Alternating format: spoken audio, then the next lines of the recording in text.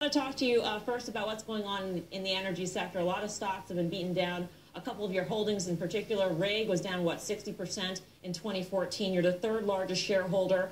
What do you expect to happen to its dividend?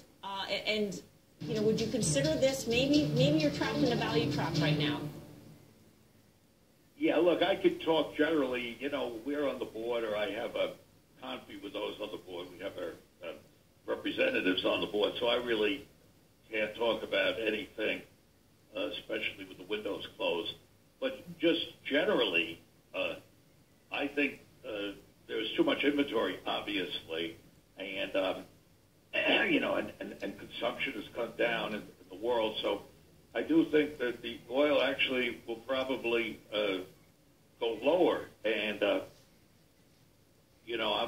I'm not happy about that, but I think though it will give great opportunities in the future, and because I think in a few years, because there's depletion around the world of 4%, and because I think consumption will go up around the world, if not in the United States, which stays about even, I think that oil will come back, and I think there'll be some great opportunities, especially in the service areas. But right now, you know, I can't tell you, even though I own large positions in them, that they're going to go up. I think, in fact, they're going to go lower. But that's my opinion in general, but I'm not talking about any specific company.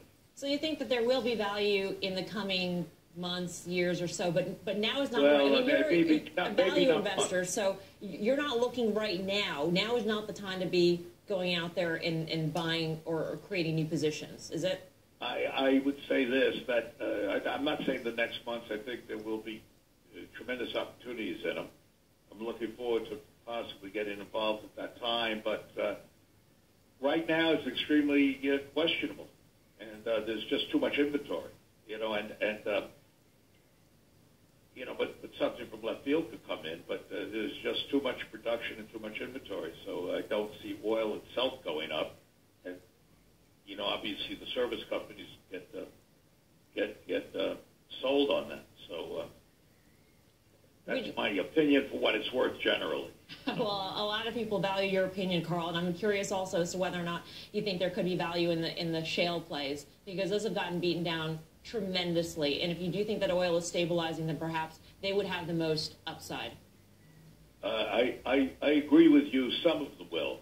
There are some shale plays that are very interesting. Others, I think, were you know, valued on the basis of, say, $80 or $90 WTI, and you know, a lot of speculators went in, and I don't know that I'm just talking very generally. Some of the shale plays will be great, others may not, and you have to know what you're doing there, and you have to be a very astute, not only investor, but a company that really knows how to do the shale. I think you have to.